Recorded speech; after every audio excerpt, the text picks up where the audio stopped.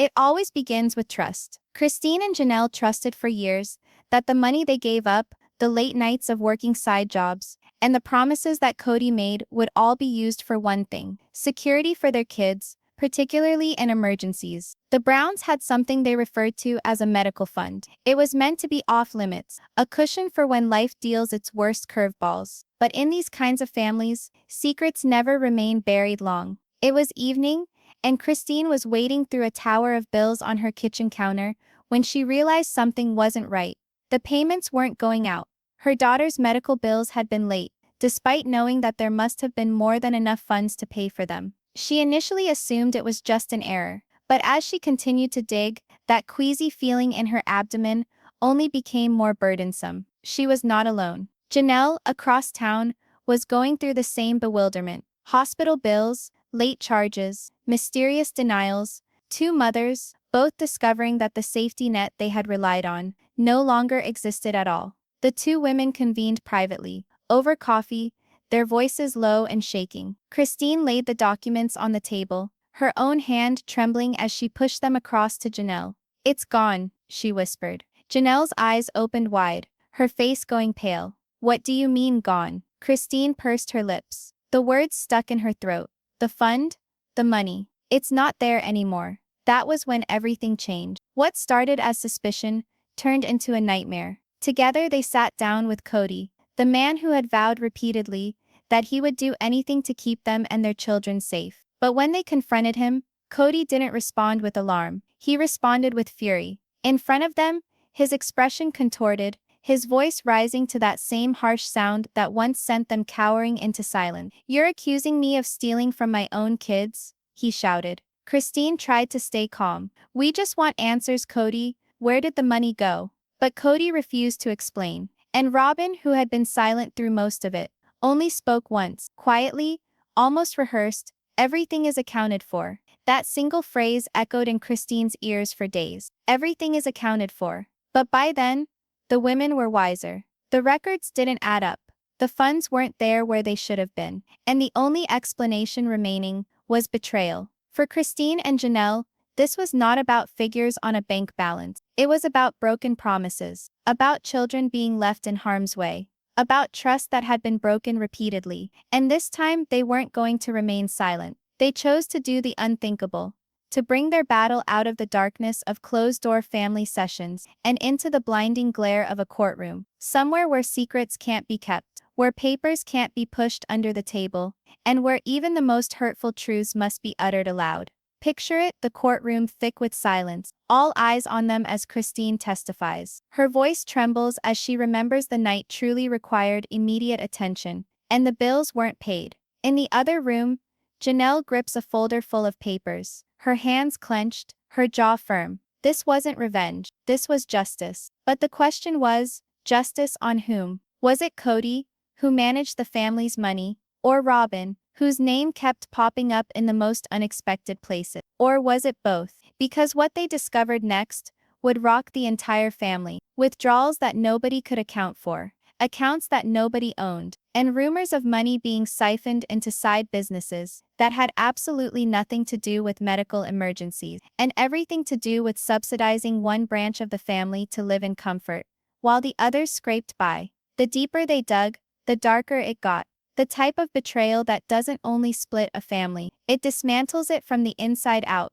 And this wasn't merely a trial for money. This was a trial for favoritism, for loyalty, and for the wounds which will not heal. Because in that courtroom, the Browns would not be battling over lost money. They'd be battling over whose truth really counted in this family, and whose never did.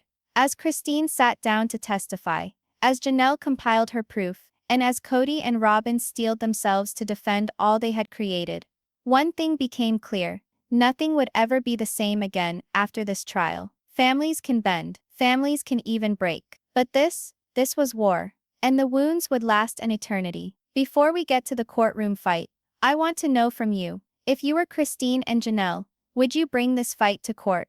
Or would you leave it alone and let the past remain in the grave? Let me know in the comments below, because your answer might just tell me whose side you're on. The sunlight sliced through Christine's kitchen, splattering the counter with pale gold. Her house was empty, too empty, save for the rustle of papers beneath her fingers. Bills, receipts, statements, all of them whispered a tale, and none of them were clear. She scrunched up her brow, running a finger over the edge of a hospital bill.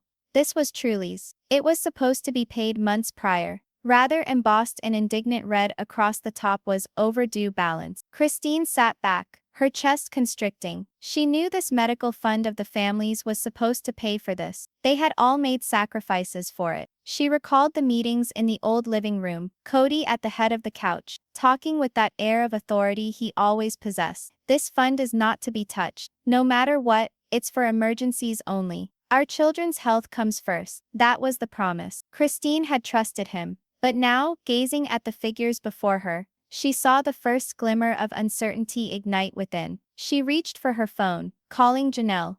"Hello, Janelle," replied, her tone weary but friendly. Christine wavered. "Are you experiencing problems with the medical fund too?" A silence, then Janelle let out a hard breath. "Christine, I was just going to call you regarding the same issue." The words lingered buttony in the air. Two women in two different houses, facing the same impossible fact. Sometimes the most terrifying moment isn't when the secret comes out. It's when you come to understand that you're not the only one who knows. Later in the afternoon, they sat down at a small cafe, out of sight. Christine had a folder full of papers. Janelle brought her laptop. They didn't order much, only coffee, neither of them drinking it. As they laid out their papers on the table, Christine's hands trembled as she pushed a bill in Janelle's direction. "Truly's hospital balance," she breathed. "It would have been paid, but it wasn't. And look here, the fund records. The balance is vanished." Janelle's gaze jumped from column to column, her lips compressed into a thin line. She opened her laptop, accessing her own files. "Same with Garrison's. I had to pay it myself. But Christine, we both know, there would have been tens of thousands left." Christine nodded, her throat constricted. "Then where is it?" They didn't say the word, but it hung suspended between them. "Stolen." It takes two individuals to discover the same fracture in a narrative, and the entire edifice starts falling apart. By night, they were sitting in Janelle's living room, the proof piled high on the coffee table. For years, they'd all lived under Kody's rule. He was the one who made the decisions, the one with access to the bank accounts, the one who demanded to be the protector. But now, the protector's tail didn't check out. Christine leaned forward, her voice low but fierce. "I'm done pretending this doesn't matter. Truly could have lost treatment because of this. Janelle, this isn't just money. This is betrayal." Janelle rubbed her temples, her voice heavy with resignation. "We have to confront him." Tonight, they rode together, the tension in the car heavy, both preparing what they would say, but knowing it would not make any difference. With Kody, things never happened the way you wanted them to. At the house, Kody was already agitated, pacing the living room when they arrived. Robyn was on the couch, her arms crossed, her expression inscrutable. Christine didn't hesitate. She slapped the folder onto the coffee table with a thud. Papers spilled out like indictments. "Where is the money, Kody?" Kody blinked, trying to look innocent. "What money?" "The medical fund," Christine said, her voice venomous. "The one you promised would never be touched." Janelle's voice trembled, but she held ground. "It's gone, Kody. We've matched records. Thousands of dollars are missing." Kody's expression darkened, the mask of self-control shifting into anger. His tone grew sharp, defensive. "You think I would steal from my family? From my own children?" Christine's eyes met his, as she took a step forward. "Then tell me about it."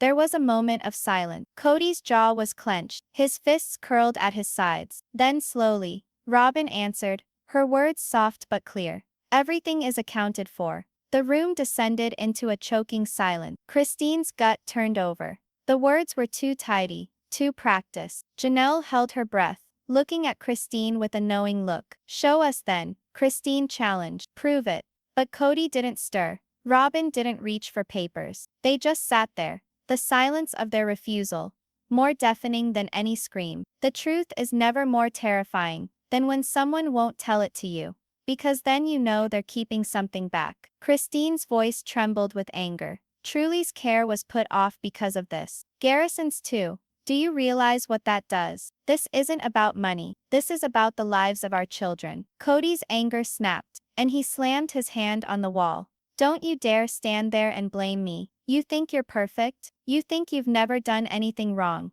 His words shook the walls, anger filling the room. Janelle winced but didn't stand down. We're not discussing mistakes, Kody. We're discussing lying. Robyn covered her face with her hands, mumbling something nobody could hear. For Christine, it was obvious. They weren't going to receive answers here.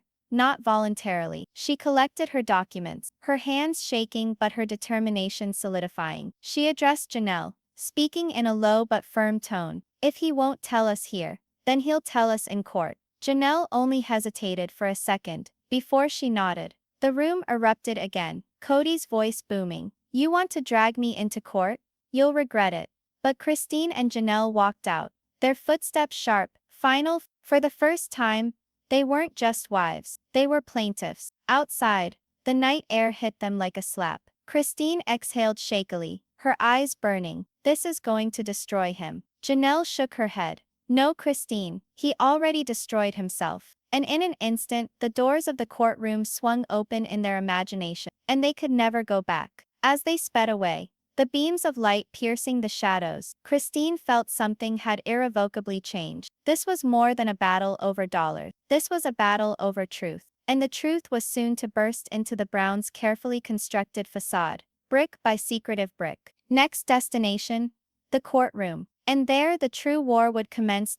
Undefined cliffhanger that night. As Christine slept, her cell phone vibrated. An email from an unknown sender. The subject line stated, "You don't know the half of it." The courtroom was chillier than Christine had anticipated. The air conditioning wheezed quietly, but the anxiety caused the room to become icy. She sat at the plaintiff's table next to Janelle, her hands clenching around the sheaf of documents in front of her. This was not a secret battle behind four walls anymore. This was public, official, and there was no going back. The judge came in, robes billowing, eyes piercing but inscrutable.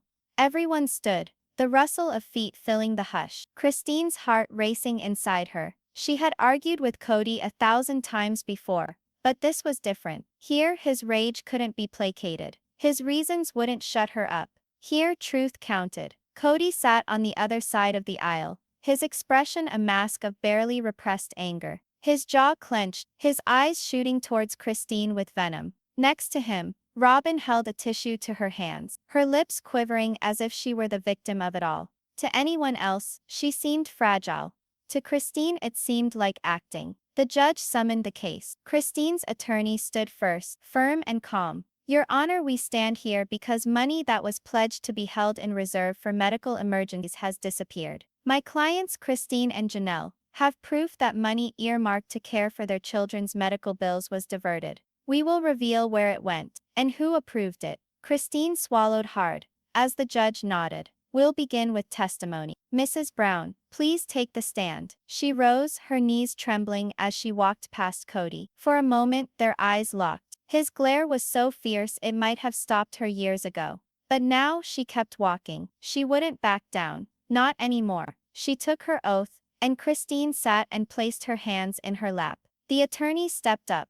Mrs. Brown, share what you found. Christine spoke softly at first, her voice becoming stronger with each word. For years, Kody promised us a medical fund. He told us it was our safety net. He told us if our children ever needed to go for treatment, we wouldn't have to stress. But last year, when my daughter truly required treatment, the bills were not paid. I looked at the account, and the money was gone. Tens of thousands of dollars. Gone. Gasps of shock coursed through the courtroom. Christine pushed on. I thought perhaps it was an accident. But then Janelle explained the same thing had occurred to her. Hospital bills unpaid. The account drained. And when we brought it to Kody and Robyn's attention, all we received was anger and denial. Her lawyer nodded. Mrs. Brown, do you think the money was stolen on purpose? Christine's voice trembled. I don't just think so. I know so. Because somebody signed those withdrawals. And it wasn't me. It wasn't Janelle. There are times when the boldest thing one can do is nothing more than speak aloud what they were never supposed to say. Kody's attorney stood for cross-examination, his voice acid. Mrs. Brown, isn't the fact that you and Kody have been having personal conflicts for years, isn't it possible that revenge is being sought? Christine shook her head, her eyes aflame. Revenge? My daughter's health was threatened. This isn't about revenge. This is about responsibility. The attorney sneered. And yet you waited months before bringing this case. Why the wait? Mrs. Brown. Christine's lips clamped shut. Then she told it simply. Because I was afraid of him. The room was quiet. Kody sat up with a start. Liar, he boomed, pointing at Christine. She's always disliked me, Your Honor. All this is a fabrication to discredit me. The judge banged his gavel. Mr. Brown, you will sit down, or I'll have you taken out. Kody slumped back in his chair, though his face was flushed, his fists gripping the table. Blow-ups like this are intense, but tend to say something more than the individual means. Then it was Janelle's turn to take the stand. She came with her normal aplomb, but Christine saw the tension in her jaw.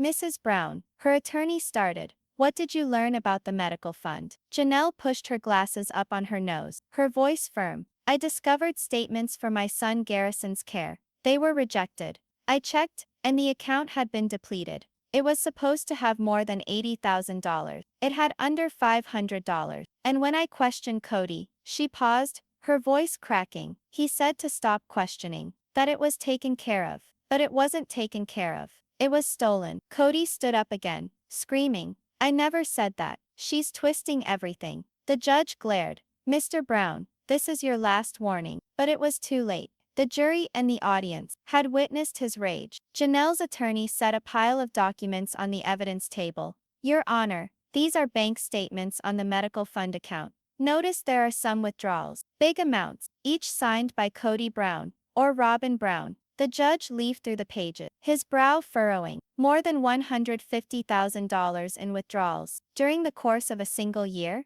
he looked at Kody's table. Mr. Brown, do you or your attorney have anything to say about this? Kody's lawyer panicked. We will examine the evidence, Your Honor. But Robyn shifted restlessly, her face blanching. Christine saw the flash of fear in her eyes, and she knew. Robyn had signed those withdrawals. When the truth begins to seep out, even the most powerful mask starts to crack. Christine's attorney continued. We are going to call in a forensic accountant to interpret these records. But for the time being, Mrs. Brown, can you tell the court what transpired the night you accused Kody and Robyn of the missing cash? Christine's voice dropped, weighted with memory. He shouted at us, called us traitors. Robyn said, everything is accounted for. But when we demanded to be shown the records, they wouldn't let us. And that's why we're here today. Because they wouldn't, or couldn't, tell us the truth. The courtroom rustled, the noise like waves crashing. Even the judge leaned back, eyeing Kody and Robyn with suspicious eyes. Christine descended, her legs trembling, but her heart firm. Janelle followed, the two women sitting side by side, together at last, in a way they hadn't been in years. On the other side of the room, Kody hissed angrily to Robyn, his face contorted with anger. She shook her head, tears streaming down her face. And then there was the bombshell. Christine's attorney stood up again. Your Honor, we'd like to produce a surprise witness, one who knows through first-hand experience about discussions between Robyn and Kody regarding these monies. The judge's eyebrow shot up. Proceed. Christine stilled as the rear door of the courtroom swung open. A figure entered, familiar, reluctant, but resolute. Gwen, her daughter. She approached the stand, her hands shaking, looking around at the crowd. Christine's heart rapped out a pounding rhythm in her chest. She hadn't made Gwen do this. She had volunteered herself. Sworn in, Gwen took a seat, her tone quiet but audible. I overheard my dad and Robyn discussing the money. He told her not to worry, because it was never going to be found out by anyone else. He said it was already spent. Gases were exchanged through the room. Christine had her hand over her mouth, Janelle holding onto her arm. Kody pounded his fist on the table, his lawyer anxiously quieting him. The judge's tone was firm. This court will adjourn for today. We will study the papers and prepare for additional testimony. The gavel came down, and in an instant the day was done. But for Janelle and Christine, life had changed. Gwen had verified what they suspected. The money wasn't missing. It was stolen, knowingly, intentionally. And now the battle wasn't a matter of number. It was a matter of betrayal, profound enough to kill an entire family. Cliffhanger. As the courtroom cleared, Robyn leaned over and whispered something to Kody. Christine heard only two words. Not yet. The courtroom seems to shrink, walls closing in, air thickening with each word spoken. The judge leans forward, sensing that what is about to happen will change everything. Christine stands firm, in the witness stand, her voice even. But her eyes, sharp, cold, unyielding, focus on Robyn like an arrow poised to strike.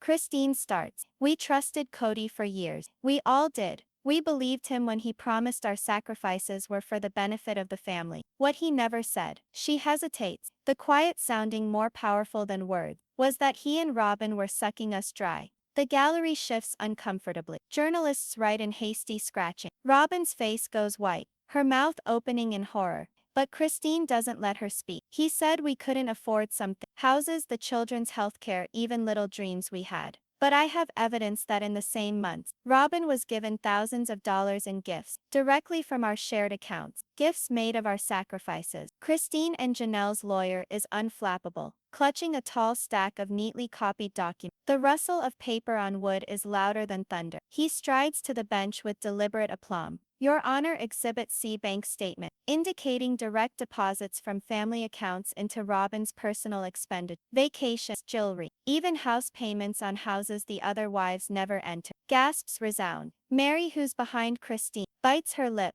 tears welling at the edges of her eyes, not only from betrayal, but from the instantaneous understanding of years of You can feel the silence tighten, like the whole courtroom is holding its breath for what comes next. Kody bangs his hand on the table, his face red with anger.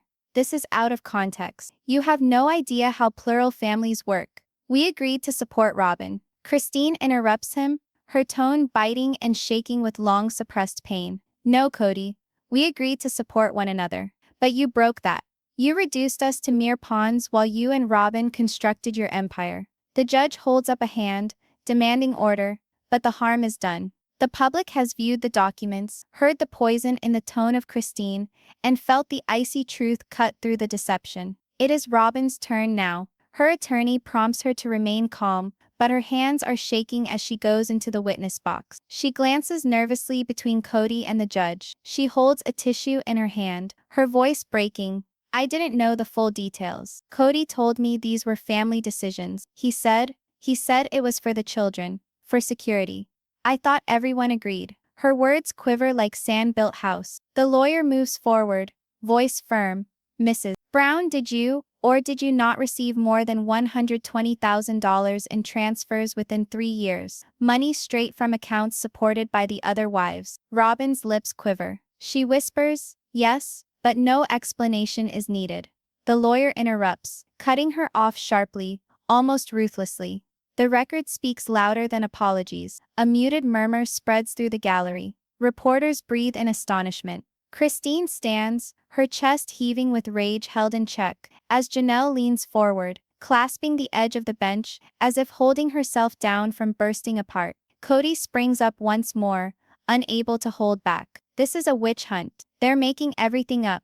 Robyn is innocent. This is payback for me. His voice breaks with desperation, perspiration trickling at his temples. The judge raps the gavel, thundering, Mr. Brown, one more outburst, and you will be ejected from this courtroom. The fissures in Kody's authority are growing, and for the first time the wives aren't backing down. They're standing up taller.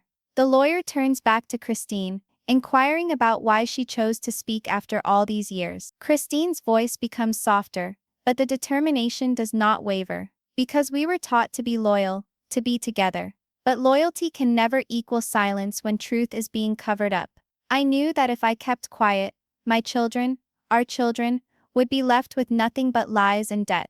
The words hang suspended in mid-air, heavier than any paper. Robyn, clearly cracking, grasps her face and weeps softly. Kody attempts to grab her hand, but she jerks away, shoulders convulsing, mascara smearing in black streaks down her face. The image is incriminating. Robyn, the formerly sheltered wife, now deteriorating beneath the burden of proof, while Christine, the outcast, becomes the voice of truth. The judge reclines, breathing as if taking in the firestorm before him. We will take a brief recess, he declares. His gavel comes down again, but the courtroom doesn't seem as though it's going to rest. No, this storm is just getting started.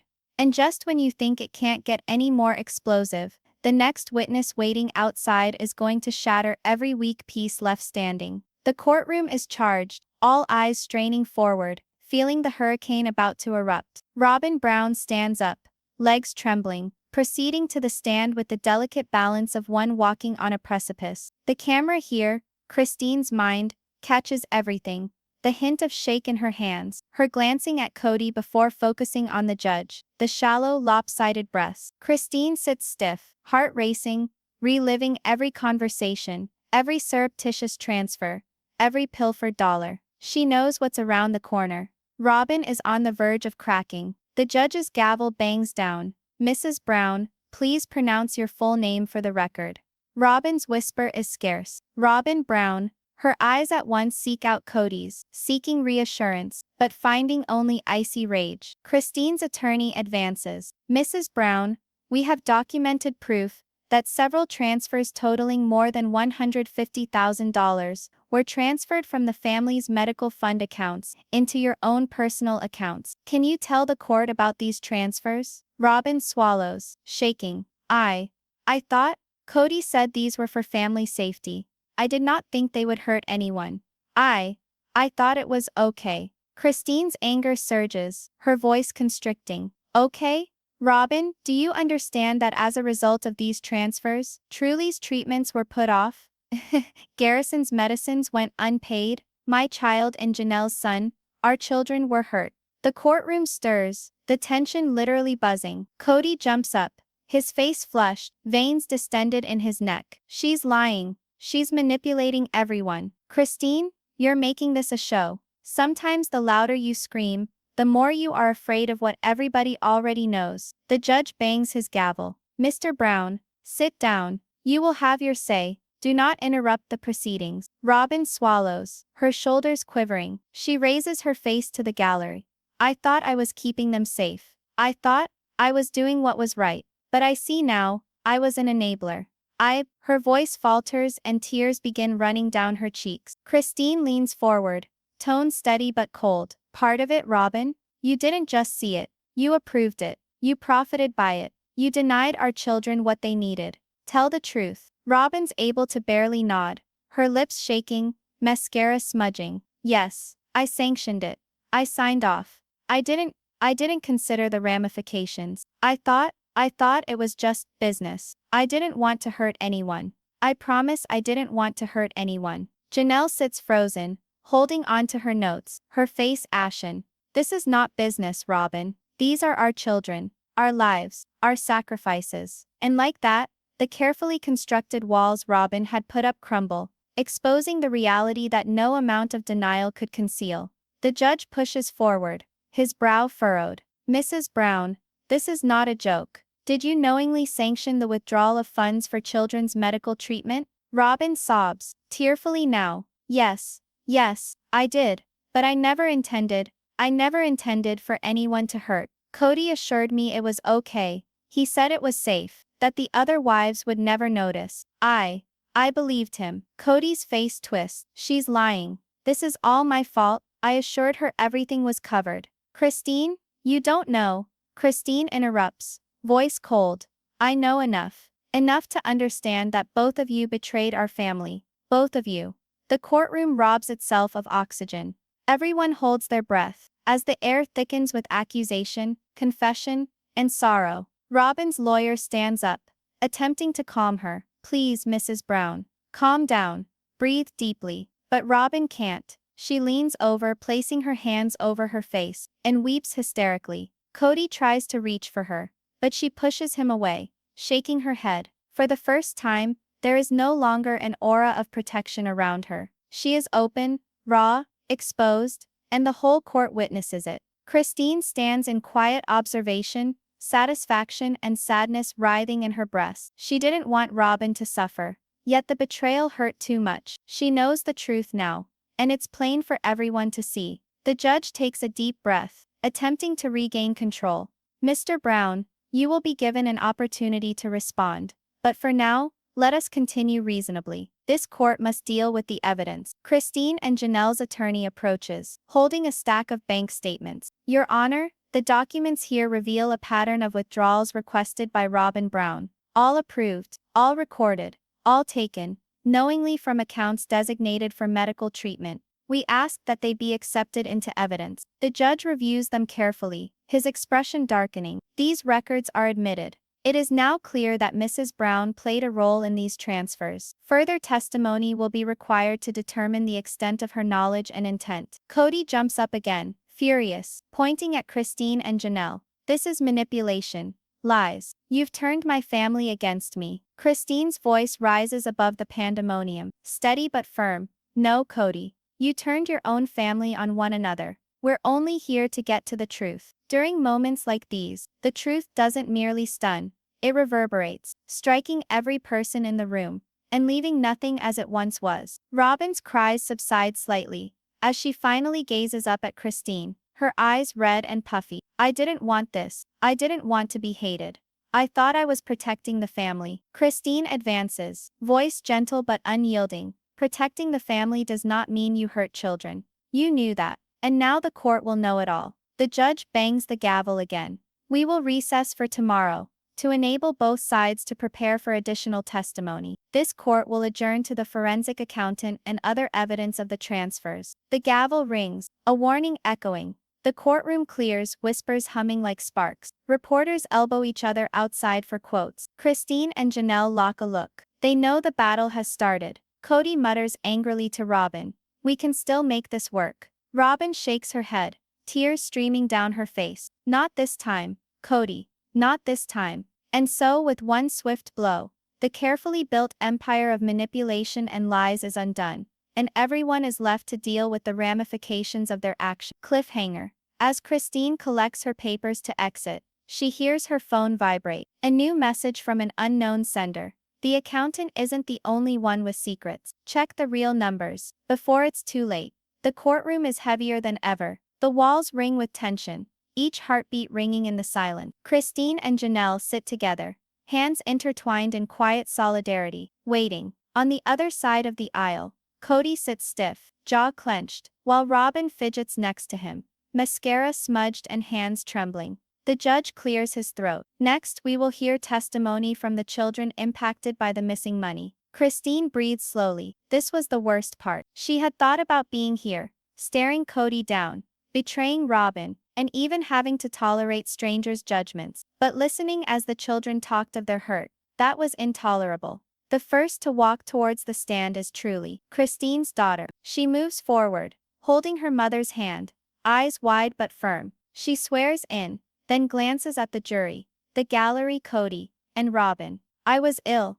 She starts quietly, voice shaking. I had to wait for my treatment, because the money wasn't available. I was terrified. I thought perhaps it was my fault. Her little voice cracks, and Christine tightens her grip on her hand. It's not your fault, baby. The courtroom holds its breath, but for Truly's shaking words, her innocence, which is told against the betrayal she suffered, impacts everyone like a body blow. The weight of truth has a sound all its own, and sometimes it comes from the smallest voices. Then Janelle's son, Garrison, comes forward. He's older, more attuned to what's at risk. His eyes are stubborn, but brimming with tears. I missed some treatments, he explains matter-of-factly. I asked Mom over and over, why can't we pay? And she would cry a lot. I couldn't figure out why the people who are supposed to take care of us didn't. Christine gulps, her chest constricts, but she is calm, allowing her children to speak for themselves. The raw truth fills the room. Even Kody winces and squirms in his seat. Christine and Janelle's attorney stands, gesturing respectfully toward the children's testimony. Your Honor, these words show direct harm from mismanaging money. These are actual lives, actual damage. We will establish this is not negligent. This is intentional, and we will demonstrate who is to blame. Robyn shifts, hiding her face in her hands. Kody's head snaps toward her, panic flickering in his eyes. You'll say anything to protect yourself, he whispers fiercely, almost under his breath. When the youngest voices speak, even the strongest facades begin to crumble. The judge nods, leaning forward. Proceed with evidence, counselor. Christine's lawyer produces a thick file. Your Honor, these are medical records documenting delayed treatments, denied procedures, and hospital correspondence recording unpaid balances, all occurring simultaneously with withdrawals from the Family Medical Fund during those same timeframes. The papers are scanned, and the courtroom responds audibly. Gasps, whispers, and even a few shocked whispers. Robyn winces with every flip of the page. Kody's face is an open mask of outrage and incredulity. Then comes a surprise witness. Gwen, Kody and Robyn's own daughter. She strides to the stand, unflappable but firm, with her own pile of documents. The judge looks on with interest as she takes the oath. Gwen starts, voice calm. I overheard my father and Robyn discuss the medical fund. They told me it was fine, but they were transferring money to other accounts. I didn't understand, but I do now know it was not right. My brother and sisters and cousins could use that money, and they didn't receive it. The room is filled with whispers. Christine experiences a thrill of vindication, yet sorrow. The betrayal goes so deep. Even Gwen, who had trusted them, was lied to and silent. Sometimes the truth comes not from the one who was wronged, but from those who watched in silence. The judge demands order. Miss Brown, your evidence has been taken. Please sit down. Gwen returns to her seat, shoulders straining, jaw clenched. She knows this has merely just started. Christine stands. Your Honor, we will demonstrate that the children's suffering was avoidable, that these were not errors, but intentional choices made by those who were entrusted with caring for us. The proof is unequivocal. Kody's voice cracks. This is slander. You're turning my family against me. These children don't know what they're saying. Christine turns sharply toward him, her voice measured but icy. They know exactly what they're saying. And now, so will the world. Anger cannot mask truth, and fury often exposes more than it conceals. The courtroom falls silent as the second batch of evidence is laid out. Bank accounts with payments funneled into Robyn's pocket. Doctor letters requesting payment. Denied procedure screenshots. Each page, each digit, a stake thrust straight into Kody and Robyn. Robyn puts her head down, not able to make eye contact with anyone. Kody bangs on the table. This is manipulation. Lying, this is all lies. The judge holds up a hand, demanding order again. Enough. This court will not become a free-for-all. Evidence is being considered, testimony taken. Future proceedings will decide culpability. Christine breathes deeply, her body tight, but her spirit firm. Janelle squeezes her hand. They've made their first step toward justice, not only for themselves, but for their children. And in the silence that follows, the gravity of their decisions settles in, ringing out far beyond the walls of the courtroom. The children exit the stand at the close of the day, faces red, eyes open. Christine observes them, aware the scars will remain, but aware today their voices counted. Outside the courthouse, there are reporters pushing for quotes. Kody and Robyn slip out quietly, their faces panic and anger masks. Christine and Janelle come forward in tandem, softly speaking to the cameras, but the intent is obvious. The battle for truth is far from over. Cliffhanger. That evening, Christine opens her laptop to a fresh email. You've only scratched the surface. There's an account hidden. If you discover it, the family's secrets will be revealed. The courtroom is heavy, heavier than ever before. The weight of expectation settles on everyone present, the type of suspense that tightens your chest and makes your heart pound. Christine and Janelle sit at the front, papers neatly piled, awaiting the moment that will finally reveal the depth of Kody and Robyn's deception. The judge requests the next witness. We now hear from the forensic accountant, who has examined all financial documents related to the family medical fund and other accounts. A middle-aged man in a well-fitted suit enters. His easy manner is a contrast with the tempestuous tension in the room. He sits on the stand and is sworn in. Please give your name for the record.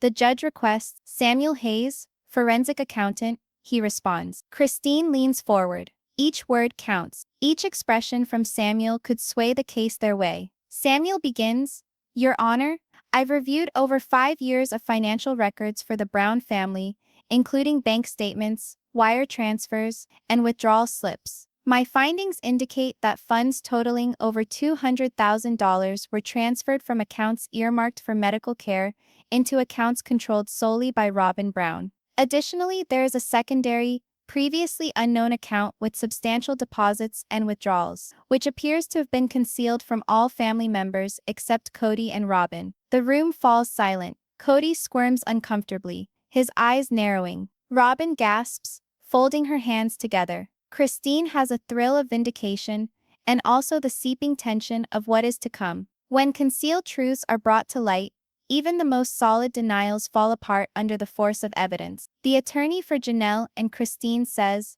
Mr. Hayes, can you explain the transactions in this concealed account? Samuel nods, scanning through his papers. From 2021 to 2024, the account saw several transfers from the primary family accounts. They were being presented as investment deposits or family expenses, but records point to no valid purpose. Amount transferred in total around $350,000. Christine's stomach drops. Her mind flashes through all bills left unpaid, all treatments delayed, all questions left unanswered, all tied up now in this hidden account.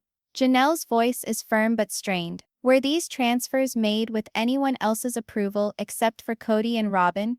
No, Samuel answers. All deposits and withdrawals were done with Robyn Brown's signatures, or electronically authorized by Kody Brown. There's no indication of consent or knowledge from any other family member. The gallery whispers. Journalists frantically write. Kody slams the table, face reddened in anger. This is madness, stage-managed evidence, falsehood.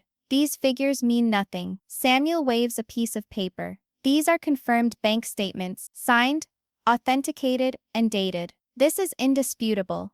When numbers shout louder than words, even the most vitriolic denunciation will not drown out the truth. Robyn's hands tremble as she mutters under her breath. I didn't know it would come out like this. Christine advances, voice firm but peaceful.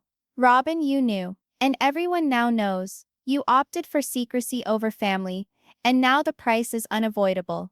The judge leans forward, examining the papers. Mr. Brown, Mrs. Brown, do you care to explain these transfers? Kody's face contorts with anger. I was attempting to keep it in check. It was for the family. You don't know the intricacies. Christine cuts in harshly. Complexities do not justify betrayal. You vowed openness and you concealed hundreds of thousands. That is not complexity, it is dishonesty. Samuel goes on to explain the spending habits of the secret account. Apart from the transfers, there were quite a number of big-ticket purchases, such as luxuries, holidays, and house renovation. All these were paid straight out of the account, with no notification to the other wives or relatives. The courtroom is like it's humming with tension. Even the judge sits back, brows furrowed at Kody and Robyn. This is no longer about forgotten payments. It's about intentional dishonesty, secret riches, and manipulation. Betrayal is not always loud. Sometimes it's a whisper in numbers, a secret in ledgers, waiting for the moment it will scream. Kody rises suddenly. This is a witch hunt. You're distorting everything. Robyn and I were attempting to shield the family. Christine's attorney intervenes, voice cold. Protecting the family does not mean concealing money and allowing children to go hungry. The facts are plain and in writing. Additional testimony will reveal the first-hand effects on their health and well-being. Robyn hides her face in her hands. Her voice breaks. I didn't think it would hurt anyone. I thought it was okay. Christine speaks in an icy tone. Okay. Robyn children waited for treatment. They went without. And now the court will hear everything. The gavel thunders. We recess. Mr. Hayes, hold yourself in readiness to be questioned further tomorrow. This court requires a chance to examine the newly disclosed accounts and evidence. And in the silence that follows, the shadow of financial betrayal settles over the courtroom like a storm cloud waiting to burst. As the crowd disperses, Christine moves in close to Janelle. This is it. The whole truth is finally being revealed. They can no longer keep it from us. Janelle nods, voice barely above a whisper. And when it does, it all changes. In the courthouse lobby, there are murmurs in the air. Kody and Robyn confer in low, panicked voices. We can still spin this, says Kody desperately. Robyn shakes her head. It's too late. Everyone knows now. It's all coming out. And sometimes when the final secret is revealed, walls of control fall in ways no one can foresee. Cliffhanger. That evening, Christine gets another message. The hidden account is only the beginning. Investigate the offshore links. If you track them down, everything will come apart.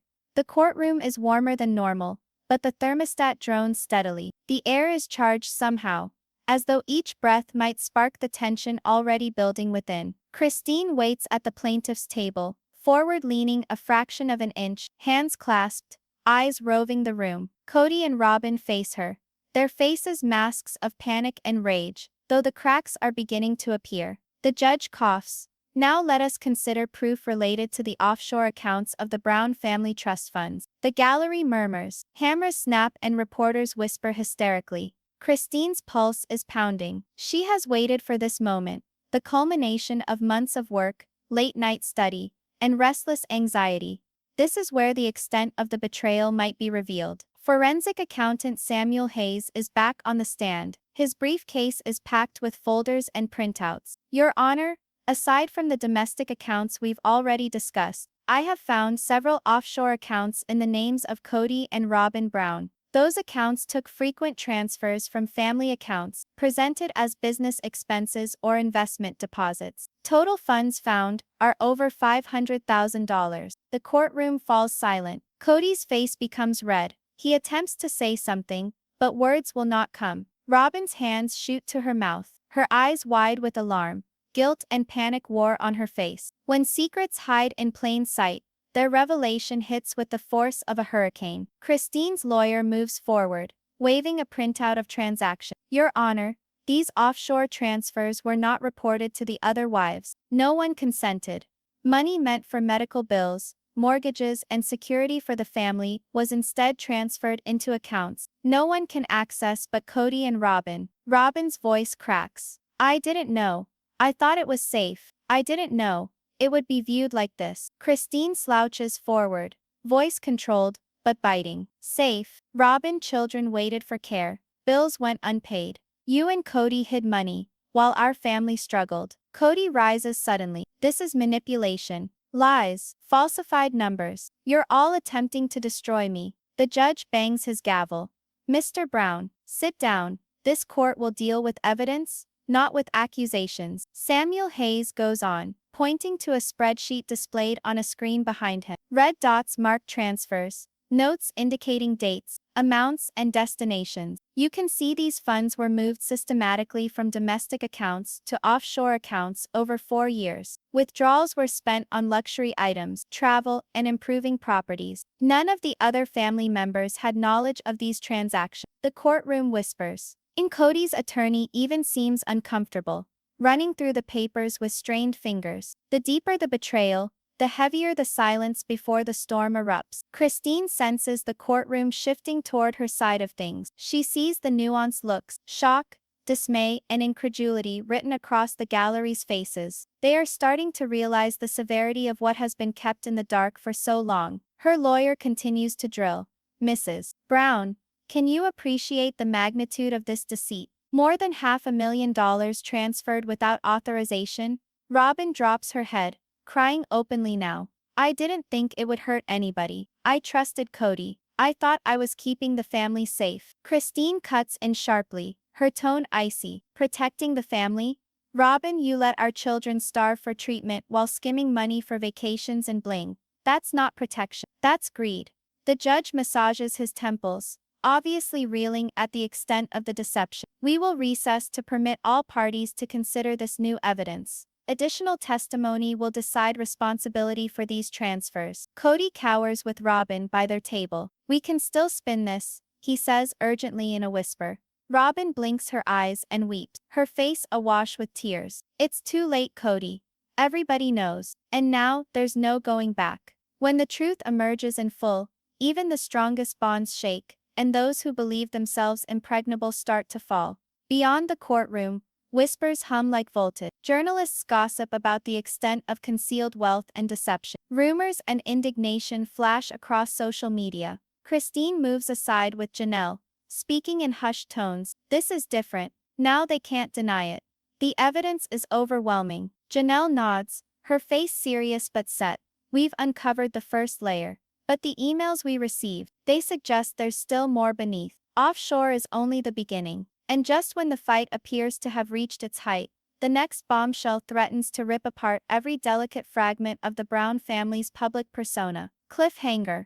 Later that day, Christine opens a secret folder from an unknown source. Within the folder are screenshots of email exchanges that imply Kody and Robyn have been communicating with third-party individuals abroad on financial scams, possibly linking them to a crime. The message states, follow the money. It doesn't stop at the banks. It goes further. The court won't know what's coming. The courtroom air is charged, heavy with expectation and the aroma of tension. All eyes are fixed on the central table where Kody and Robyn sit, their faces ashen, their eyes flicking nervously between the judge, the lawyers, and the stands. Christine and Janelle are seated rigidly, alert, their hands clasped, waiting for the grand finale. The judge raps the gavel, silencing the murmurs that have rippled through the room like waves. We will now proceed with the final evidence regarding offshore and third-party accounts, as well as any additional testimony relevant to the case. Forensic accountant Samuel Hayes stands up again, his briefcase thicker now with another batch of documents. Your Honor, after further research, I have discovered various third-party transactions linked to offshore accounts. There are payments to shell companies and Robyn and Kody controlled personal accounts, which were not reported to the other wives or any family members. The combined value of these unstated transactions is over $750,000. Kody's jaw clenches. He glances at Robyn, desperation dancing in his eyes. This isn't real. This isn't happening. Robyn is seated, rigid, hands clasped together, mascara smearing down her face. Her voice shakes as she speaks. I didn't know it would come to this. I thought I was helping the family. Christine stands, her voice steady, slicing through tension like a blade. Assisting the family. Robyn, you stole hundreds of thousands when our children were neglected. This wasn't assistance. This was betrayal. When betrayal is exposed, even the strongest ties can break in seconds. The judge motions for quiet. Continue, Mr. Hayes. We require a clear record of these dealings. Samuel casts spreadsheets onto the big screen behind him. Red circles surround transfers, dates, and figures. Lines between accounts indicate the money flow across continents. The court gasps collectively at the enormity of the financial fraud. Christine's lawyer approaches. Your Honor, this evidence proves an intentional attempt to hide money and manipulate family resources for personal benefit. We also have email exchanges showing knowledge and coordination between Robyn and Kody to keep things secret. The judge leans in, eyebrows crease. Mrs. Brown, Mr. Brown, do you want to say anything? Kody rises suddenly, voice shaking with desperation. This is manipulation. Lies, you're twisting everything. Robyn and I were trying to. Christine cuts in harshly. You were trying to steal from your family while our children suffer. The evidence is overwhelming. Your intentions are irrelevant. The impact is real. Robyn completely breaks down, burying her face in her hands. I thought I was doing the right thing. I trusted him. I trusted Kody. And in that instant, the walls of defense come tumbling down, and a stark, unvarnished reality no one can deny exists. Janelle leans in close to Christine, saying, it's over. The final act. The judge clears his throat. We will permit the last witness, a financial auditor who has examined all third-party accounts and offshore activities, to testify. The auditor, a keen-eyed woman in her early 40s, steps forward. Your Honor, having gone through all records, I ascertain these transactions were intentional and by design. They were meant to go undetected, redirecting funds meant for family care and expenses into personal accounts entirely at the discretion of Kody and Robyn. This is not lack of care. This is intentional misappropriation of funds. The courtroom is filled with gasps. Kody's face flushes with anger. He glares at Robyn, seated stiffly, unresponsive. This is not fair. They are lying. This is not what we. Christine rises, voice unassuming. It's fair because it's real. Every affected child, every family member betrayed, every sacrifice neglected. That's the truth, Kody. And now the world will know. Truth is heavy and no falsehood can equal it. And justice, if slow, is sure. The judge reclines, letting out a deep breath. According to evidence such as certified transfers, offshore accounts, and testimonies from witnesses, it is evident that the defendants fraudulently diverted funds meant for family welfare. We will continue with the hearing of sentencing and restitution in the subsequent hearings. Kody slumps in defeat, Robyn covering her face. Reporters whisper outside. Cameras flashing. Public exposure is the meticulously built veneer of control and secrecy is lost. Christine breathes deep, relief and grief mingling in her chest. She is aware the battle is far from over, but for the first time, the truth is out, seen by all. And sometimes when the truth is finally revealed, victory tastes bittersweet, but is undeniable. As the courtroom clears, Christine speaks to the media assembled before her. This was never about vengeance. It was about responsibility, for the kids and for us. We hope others can learn from. Janelle nods in agreement beside her. Transparency is important. Family is important. Deception has consequences. Outside, Kody leans into Robyn, fear and desperation in his voice. We can still make this right. Robyn shakes her head, tears streaming. It's too late. We lost their trust. Everyone knows. And just like that, the empire of control collapses, leaving only the raw, unvarnished truth behind. CTA and engagement prompt. Christine turns to the camera, eyes unflinching. If you were in our shoes, what would you have done? Would you forgive? Or would you fight for justice? Comment below. I want to hear what you think. The screen dissolves gradually, leaving the reverberations of the courtroom, the pain of betrayal, and the irresistible force of truth hanging in the atmosphere.